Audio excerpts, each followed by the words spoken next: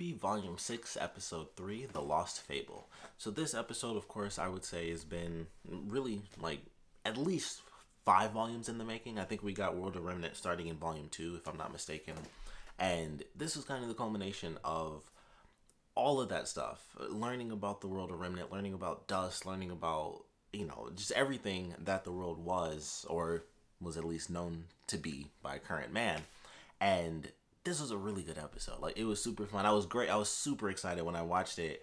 And the first thing I noticed, pretty much, I think we all kind of do this just based on how the series began. I think we all first hit play, and as instantly you look right down, it's like, that says 23 minutes. And I was happy. I was like, this is going to be a good, decent sized episode. Full flashback was like my main prediction, and it definitely was that the whole way through.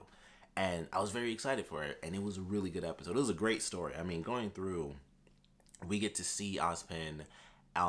If I remember correctly, his name was Ozma. That was his very first life. And I'm very curious why he changed that. I'm curious, where that suddenly came from, where the pin part came from. I was like, what changed that? But going through it, it was really entertaining. We got to see the characters. We got to see Salem and Ozpin from, really their, well, I guess for Ozpin, his first life, and for Salem, I guess the change in her life, her normal status of just being locked in this tower and whatever came along with that. That was kind of its own weird thing where she was just there.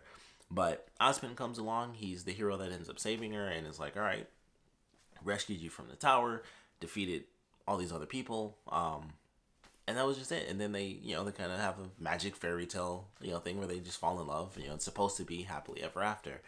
And then it just doesn't work. Ozpin ends up dying, and then we have some real crazy stuff happen where I was like, oh, man, I was like, all right, I was expecting, especially with the last episode, my prediction was that Ozpin did something, and that wasn't really the case. He kind of did, but he was more than justified with what he did by the end of the episode, or, in that specific life that he had, which I guess was his second life.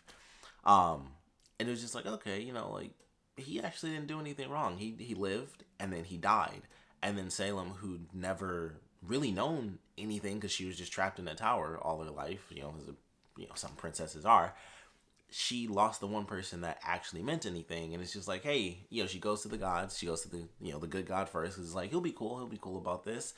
It's like, hey, bring back the man I love. That's it. That's all I ask. I just kind of need him back. That's all I got. And he's just like, nah, just balance. You can't do that. So no. Then she goes to the evil one, and that's where, the Grimoire, and it's very well done, by the way. I didn't think they were going to do this, but I love the way they did the different styles for how the characters interact with humans. Because the gods, or, the golden god, sorry, that made me think of It's Always Sunny in Philadelphia, but the golden god, he's, very, he's postured, and he's, walking across the water. He's very, generic godlike, where it's like, he speaks in this calming voice, and it's like, we can't do this, and he's, super calm, and he's like kind of buff and stuff, and it's just like walking, and he's slow, and it's just emanating light. Then the evil god, his brother, is like super grotesque, and his head flips backwards and his body was twisting. I was like, I didn't expect that, and it legitimately freaked me out a little, because I was like, I didn't think they were gonna go with it reminded me of the thing they did with Emerald when she made the image of Salem, and it was contorted and weird looking. It was that, but that's just how it was, and he was all twisted and contorted, and I was like, that's super cool, but it was legitimately creepy. So I liked the way it was handled, and then of course Salem was like, hey, bring him back. That's all I want. I beg of you. She totally lies and doesn't mention anything about going to his brother. And it's like, cool. You came to me because you knew my brother sucked. I'll bring him back. And then his brother comes along and is like, you can't upset the balance like this. That's just not how this works. And so they end up fighting, and then it's revealed that, Salem tricked him. And I was surprised with the way it played out, because it was even though they were arguing and stuff, and the brother flat out says, she came to you after I said no. And he's like, oh, all right. And he conceded, as the, typically, the evil person is like, I don't care. I'll do whatever I want. But he was just like, oh, you know what? Cool. I'll correct my mistake. And then he just scorches him, which is super effed up. The way they did it before they actually had the agreement, where it's he can't exist, and he keeps blinking him out of existence. It's he can't do it, and they bring him back, and he keeps blinking out. I was like, that's kind of messed up. He's coming back to he's living these moments, and I was like, that's just super effed up. But they go through this process, and then they curse Salem to become immortal. And I was just like, wow, that's very interesting. And so then she's like, well, I hate you guys. So she goes to all the people across the planet and stuff who were the first incarnation of humanity. And of course, we find out that after all of that failed and she decided to make everyone on Earth an army, the evil brother was like, "Oh, you thought I just wiped out a couple people?" It's like, "No, the planet's gone. It's just you. It's you and us right now, and we're taking off because you ruined our joke." So they leave, and we find out how the moon was destroyed, and so then it's officially, the world is officially known as Remnant. So Salem is the only one with powers. Over the centuries and centuries, mankind eventually evolves, or whatever. So people, eventually actually come back into existence, but it's not the same. Like, people can't use magic because they weren't gifted these abilities by the gods. And it was like, man, it was such a cool way to kind of talk about that and go into all the deep details of, the world of Remnant, some of the hints that we've gotten here and there, and some of the theories and things like that were kind of just like, maybe it's this, maybe it's that, who really knows what's what. And I kind of want to go back now. I want to watch some of those old episodes after seeing this one, just to see like what were some of the legends that were referenced. Like, we have, of course, the daughters. They end up having 4 daughters. Those are like the 4 maidens. So it's like, well, that's super cool. We get to see that. And Salem and Ozpin actually bond. When he comes back in his first life, they're good. Like, they're just like, all right, we're good. And then it's like, well, why don't we make a kingdom? We'll show people, we'll save people from the Grim. We'll, they get a buttload of money. They do like the family portraits. They have everything. And then Ozpin, you kind of tell Salem what's going on. And, excuse me, that's when things start to, really fall apart. Like, it just doesn't work like it's supposed to, because, she's naturally becoming more and more evil.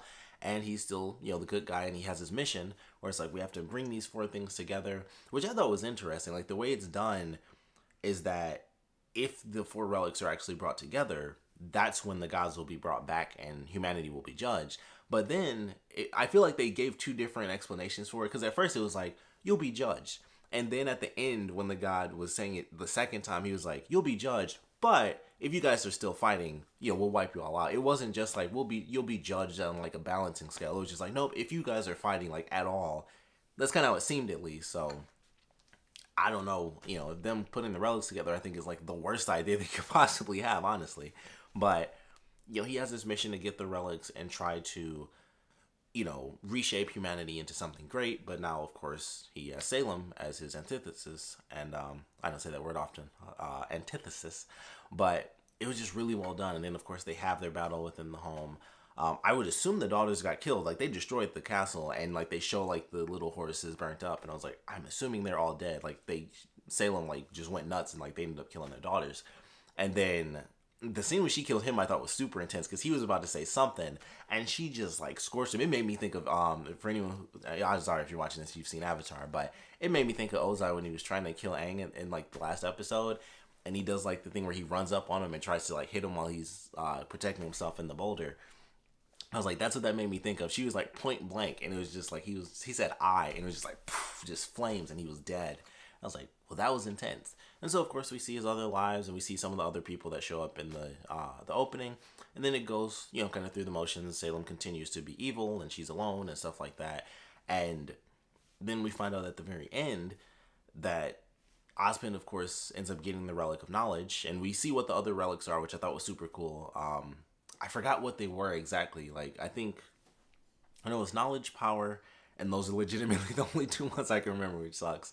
It was like knowledge, power. I want to say one was courage, and I would love to say one was wisdom, but I feel like that's the same as knowledge. But we get to see all the relics. So we have the lantern, a sword, which is my favorite, a crown, and then I cannot remember what the 4th one was either, as far as the visual. So it should be interesting to see how these different items get utilized.